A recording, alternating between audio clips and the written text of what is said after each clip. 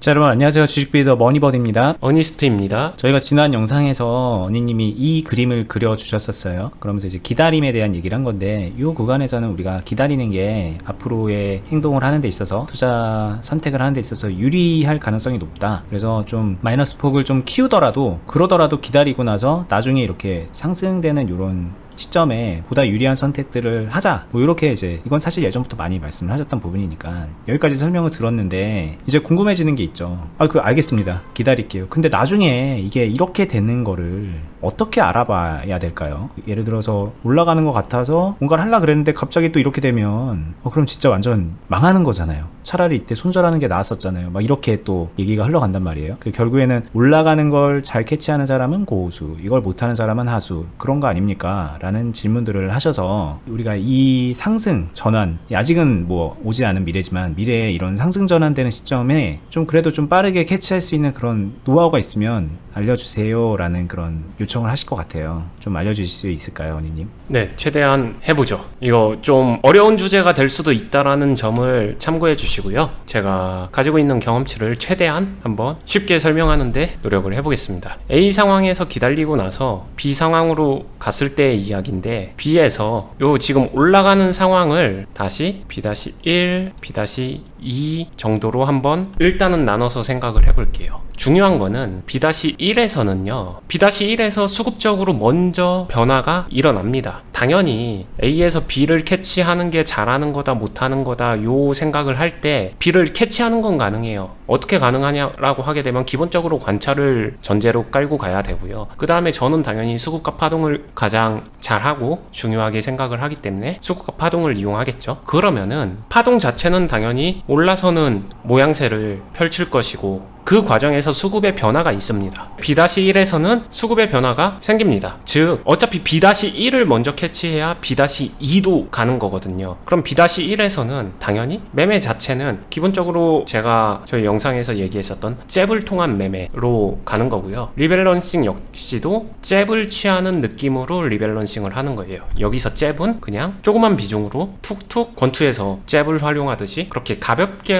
움직인다라는 이야기를 하는 거예요. 그럼 B-1에서의 수급적인 변화는요, 해당 종목 관찰을 통해서 어느 정도의 수급 거래량이 좀 파동 움직임을 유발하는지, 그 바람의 세기 같은 거거든요, 거래량이. 그래서 일정 거래량 정도를 파악을 해보면서 그 바람이 불면 거래량이 좀 올라와 주면은 이러한 변화가 시작이 될 거예요. 그럼 여기서 중요한 거, B-1에서 가장 중요하게 생각해야 되는 거는 말씀하신 것처럼 B가 아니라 C로 갈 수도 있어요. 즉 B-1은 결과적으로 B-2로 갈 수도 있지만 C로 갈 수도 있는 갈림길이겠죠. 그러니까 B-1에서는 절대 무리하지 않습니다. 무리하지 않지만 그렇다고 해서 놓치기에도 아까운 거잖아요. 그러면 실패해도 괜찮은 정도로 진행을 해야 되기 때문에 잽으로 가는 거예요. 잽이라고 하더라도, 적은 비중으로 툭툭 친다고 하더라도 결론은 그게 반복되고 연속적이 되게 되면은 B-2로 갔었을 때 이 파동을 놓치지 않거든요. 근데 잽으로 갔기 때문에 C 파동으로 가게 되면은 멈출 수 있어요. B-1에서 가장 현명하게 합리적으로 대처할 수 있는 게 그래서 잽을 여러 번 나눠서입니다. 그 행동을 하게 되면 B-2 파동은 잡을 수 있지만 C 파동은 피해갈 수 있다라는 거예요. 이게 운영 전략이고요. B-1에서 수급적인 변화를 말씀드리게 되면은 실제로 이 해당 종목에서 필요한 수급 대비 상대적으로는 훨씬 더 적은 수급으로 파동을 만들어냅니다. 다르게 말하게 되면은 바람이, 약한 바람이 먼저 살며시 불다가 그 다음에 큰 바람도 들어오거든요. 그 약한 바람을 감지한다 정도로 보시면 되고요. 그 잽이 연속성을 갖게 되면 결국엔 B-2로 넘어가기 때문에 이 B-2에서는 잽이 아니라 이제 그동안 물렸었던 덩어리에 대해서 그 덩어리를 보유하고 있으면 여기서는 그 전에 확정금, 실현손익이죠. 실현손실금도 계산하고 그거 대비 파동의 크기도 감지하고 그 다음에 내가 만들어낼 수 있는 덩어리 수익도 감지하고 이러면서 계산하면서 이 덩어리를 유지 컨트롤하는 거예요. 여기는 잽보다는 그래서 덩어리를 어떻게 지켜나가느냐, 이런 커팅을 하는 단계라고 봐주시면 되고요. 자, 여기까지 잠깐만 듣고 좀 질문을 해볼게요. 네. 여기 아까 이제 B-1이 그 상대적으로 그렇게 센 수급은 아니지만 파동이 좀 만들어진다고 했잖아요. 네. 그럼 거기서 이제 잽을 통해서 뭔가 이 다음 단계를 빌드업을 해나가는 과정 같은데 네. 이게 현실에서는 이런 약한 수급과 파동이 여기 한 번 딱 만들어지는 게 아니라 왠지 여기서도 이렇게 한번 뭐 그런 게 생기고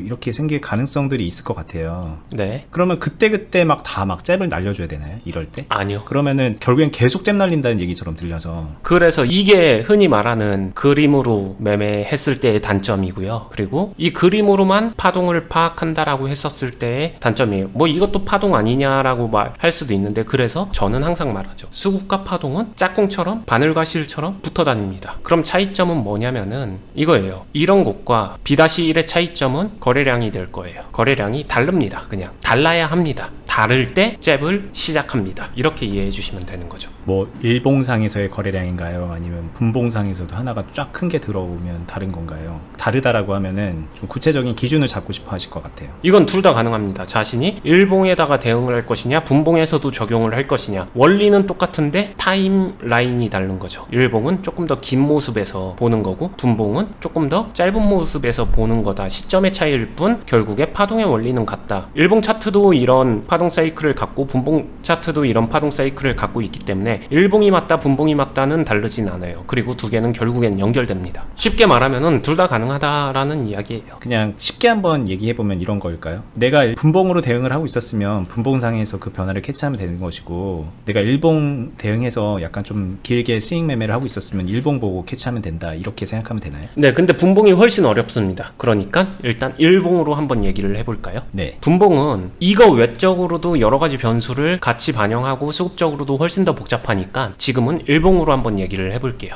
차트 한번 보면서 얘기할게요. 예시가 될 만한 종목을 한번 찾아보겠습니다. 자, 여기서 이 그림을 한번 기억해 주시고 어떤 게 B-1인가를 한번 봐보겠습니다. 일단 먼저 그림으로만 봐보게 되면은 여기서도 뭔가 올라오려고 하나? 이렇게 느낄 수도 있겠죠? 그림상으로는. 하지만 애매합니다. 애매해요. 왜냐? 거래량은 굉장히 미비하기 때문에 그렇고요. 여기 괜찮은 거 있네요. 이런 데를 보게 되면은 이때 뭔가 애매할 것 같아요. 하지만 다음에 이때 보게 되면은 이게 제가 생각하는 B-1은 될 것 같다, 요런 느낌이 듭니다. 이 구분이 좀 되시나요? 그 다음에 뒤쪽에서도 한 번 더 있었는데 여기서도 일봉상에서 이렇게, 이건 B-1인데 조금은 더 확실하게 보여지죠. 근데 이게 절대로 이 거래량이 이 앞전 거래량들하고 보세요. 많이 터졌을 때의 거래량에 비하면은 약합니다. 이게 더 센 경우는 드물어요. 있긴 있는데 드뭅니다. 그게 오히려 좀 예외적인 케이스고, 이런 식으로 첫 번째 신호가 이 정도면 굉장히 강하게 나온 거고, 실질적인 현상에서는 이거 한 절반만 나와줘도 어찌 보면은 충분한 상황이다 라고 이해를 해주시면 될 것 같아요. 그래서 이 B-1의 흐름을 놓고 보면 되고요. B-1이 이렇게 나왔다라고 하게 되면 여기서 승부를 보는 게 아니라 아까 말했던 것처럼 잽을 통해서 분위기 반전을 할 수 있는지 간을 본다라는 표현이 맞죠. 간을 봐야죠. 그러다가 이 종목이 여기서 다시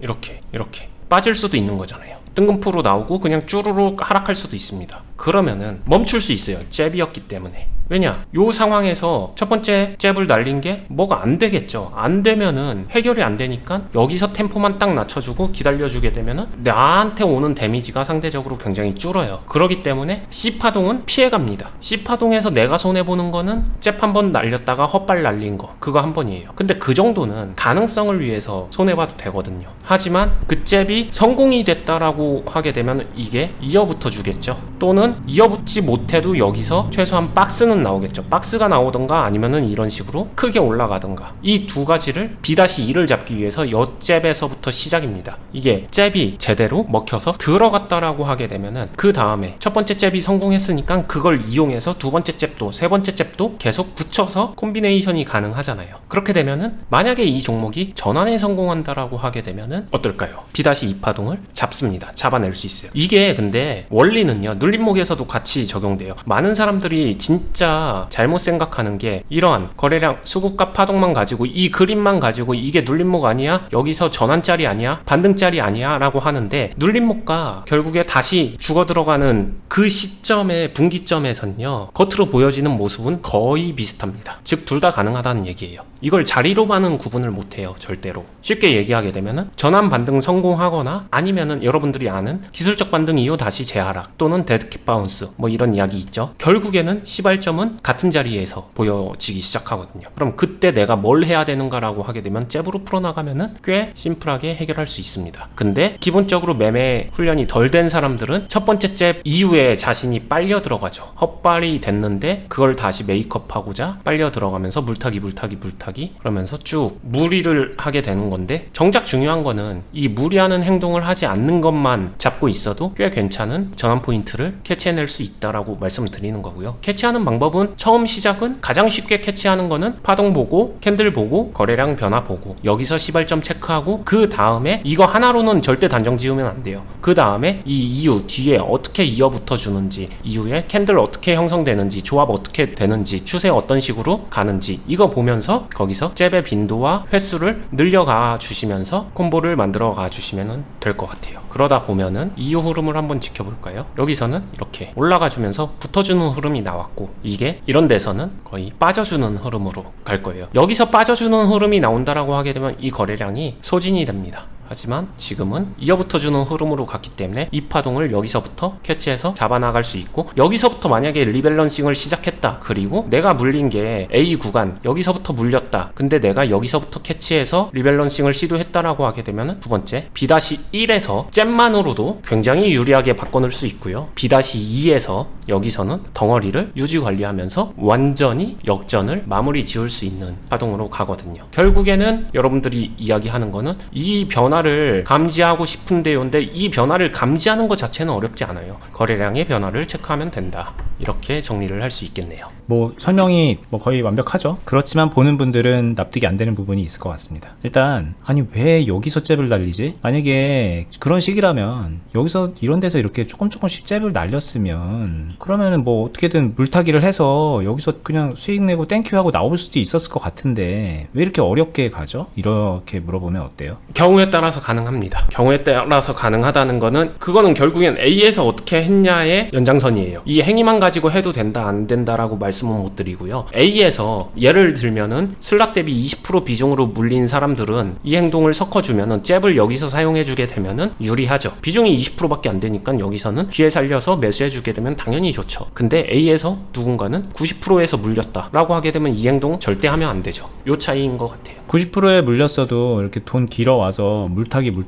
해가지고 한 250% 만들어가지고 여기서 수익 빵 내면 그럼 되는 거 아닌가요? 뭐 이렇게 하게 되면은 이거는 보여지니까 말이 쉬운 건데, 이게 만약에 보여지지 않은 상황에서 이게 안 나오면 어떡할까요? 더 떨어질 수 있는 거니까. 네. 그럼 더 떨어지면은 한 막 더 계속 물타가지고 한 500% 만들어가지고 이렇게 가는 거죠, 얘기가. 만수르랑 친척이거나 친인척 관계에 있다라고 하게 되면 하셔도 될 것 같습니다. 그리고 이제 이렇게 했을 때 진짜 문제는 여러분들 이거 무조건 간다고 생각하니까는 이렇게 하는 거예요. 안 갈 수도 있잖아요. 이거 없어질 수도 있는 거고. 네. 뭐 감자 맞고 막 90% 막 마이너스 손실 나고 막 그럴 수 있는 거예요. 그러지 말자는 뜻으로 저희가 알려드리는 거니까 그렇게 극단적인 케이스를 가지고 오시면은 할 말도 없어요, 사실. 그리고 이제 얘기 들으면서 제가 생각이 들었던 거는, 많은 분들이 여기서 이거를 다 지켜보고 뭔가를 행동을 한다, 이거를 되게 아깝게 생각을 한단 말이죠. 그래서 아마도 여기서 이게 올라갔지만, 여기는 케이스가 올라갔지만 이렇게 떨어지는 케이스에 많이 당하잖아요. 이거는요 사실 여기보다 막 이런 데서 이미 다 당했을 것 같아요. 이런 데서 요즘 올라가는 거 같을 때, 뚫는 거 같을 때 여기서 막 이제 막 물방 들어가서 잽을 차라리 여기서 잽 쳤으면 모를까, 잽 치고 나오면 모를까, 이런 데서 막 들어가가지고 이미 여기서는 뭐 맥스로 물려 있어서 여기서부터 그냥 기도하고 있는 그런 상황이 더 많은 것 같습니다. 사실 원인님이 여기서 예를 들어주셨지만 문제는 이미 이 앞에서 다 발생한다. 이걸 좀 이해하셔야 돼요. 되게 좋게 잘 얘기한 게, 실제로도 많이 질문 나오는 건데, 이 기다림이라는 구간에서 다 물려서 아무것도 할 수 없어서 기도하면서 기다리는 상황이 아니라, 여기서 분명히 나에게는 총알이 있습니다.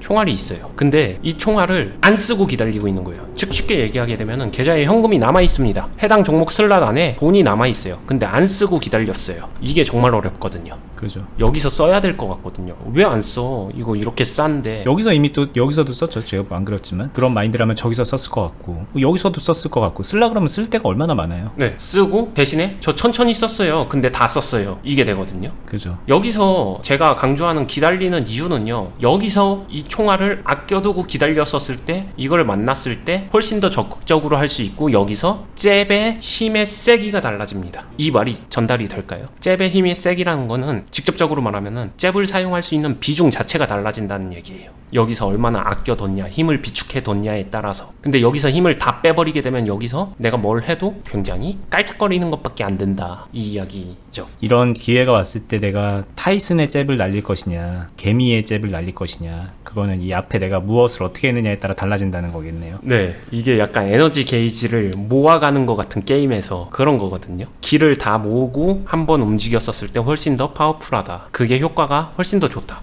그래서 기다리는 거다, 이렇게 이해하는 게 맞을 것 같아요. 근데 이렇게 얘기해도 이 기다림은, 이거는 나와 있으니까 쉽지 나오기 전의 상황에서는 어렵죠. 어려운 이유는 언제까지 기다려야 되는데요, 얼마나 기다리면 되는데요, 그런 흐름 언제 나오는데요, 이런 불확실함과 막연함이 참 어렵죠. 여기서는 이제 조금은 더 내공이 있고 깊은 경험이 필요한 답변을 드리게 되면, 그래서 이 하락하는 흐름 안에서의 수급 구조의 변화, 이게 좀 중요한 것 같아요. 수급이 살아있는 종목이 하락 흐름을 나왔었을 때 저런 식으로 반등이나 변화하는 확률이 좀 더 높고요. 완전 위에서 껍데기가 돼버려서 하락하는 종목은 아예 새롭게 무언가 파동이 형성돼야 되기 때문에 조금은 더 오래 기다릴 가능성이 커지죠. 그 차이가 제가 그래서 수급 분석을 강조하는 이유이기도 하고, 근데 수급 분석이 또 경험치가 먼저 필요하기 때문에 이게 맴맴 도는 느낌이 있다는 거 저도 잘 알고 있습니다. 오늘 저희가 정말 많이 알려드렸어요. 근데 많이 알려드렸다는 게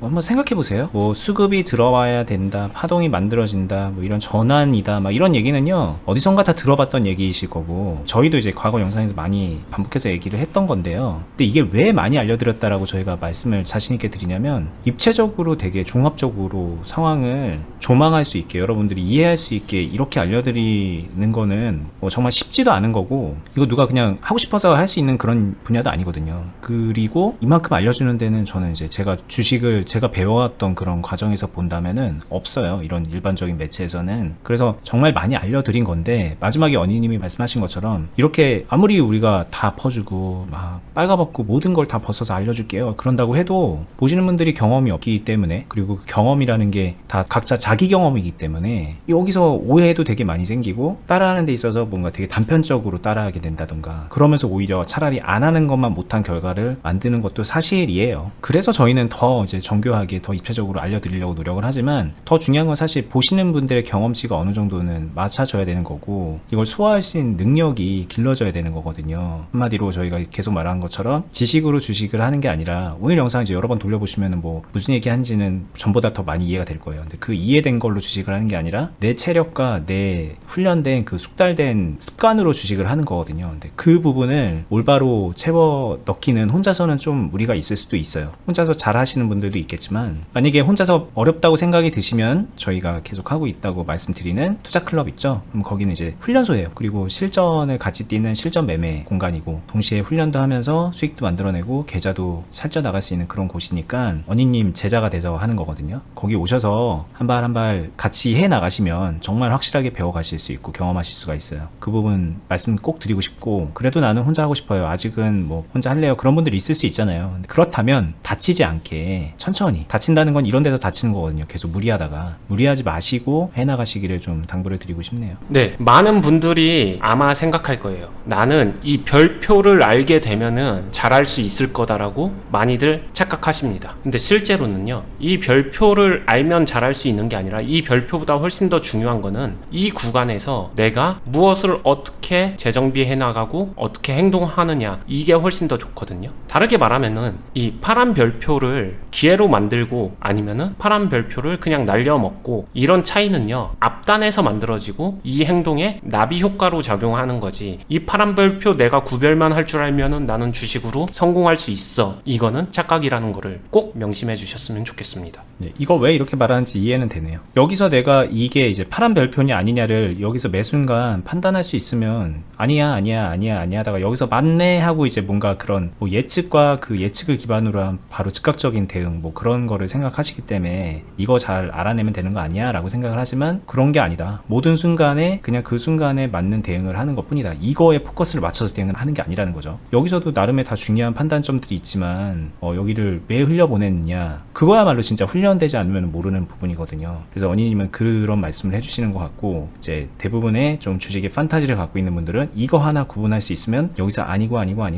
맞네 아싸 뭐 이런 식으로 생각을 하신다는 게 문제인 것 같아요. 네, 맞아요. 당첨되는 복권을 긁지 않고 미리 구별할 수 있을 거라고 착각을 하시는 건데 불가능합니다. 그냥 꼭 명심해 주세요. 네, 가장 중요한 거는 본인이 숙달이 돼야 된다는 겁니다. 그냥 이 지식을 알고 있느냐 뭐 그런 부분이 아니라는 거예요. 얼마나 쉬운 얘기예요. 사실 이거 수급 들어왔을 때 이렇게 한다, 그렇게만 들으면 이거 세상 쉬운 얘기거든요. 근데 이거 한번 해보세요. 어렵다는 거 아실 거고, 왜 어려운가를 생각해보면 내가 모르기 때문이 아니라 그 지식적인 단편적인 지식을 모르기 때문이 아니라 체화가 안 된 거예요. 완전 내 주식의 행동으로 결과물이 나올 수 있게끔 본인이 아직 바뀌지 않은 겁니다. 그럼 이제 본인을 바꿔 나가야 되는 게 정말 중요하다는 말씀을 마지막으로 다시 한번 드릴게요. 계속 말씀드리는 클럽은요, 영상 하단부에 링크를 보시면은 주식베이더 공유카페라는 네이버 카페에 공지되어 있는 글이 있거든요. 그 공지글 보시면은 클럽이 어떻게 운영되고 있고 어떤 식으로 되고 있고 온라인상에서 어떻게 모여가지고 하고 있는지 뭐 설명 굉장히 자세하게 해드렸고, 영상이랑 글 보시면은 이해되실 거예요. 거기 통해서 신청하시면 되고요. 그 클럽하고 별개로 저희는 앞으로도 계속해서 이 유튜브 통해서 좋은 정보 알려드리고 좋은 말씀 계속 해드릴 거니까는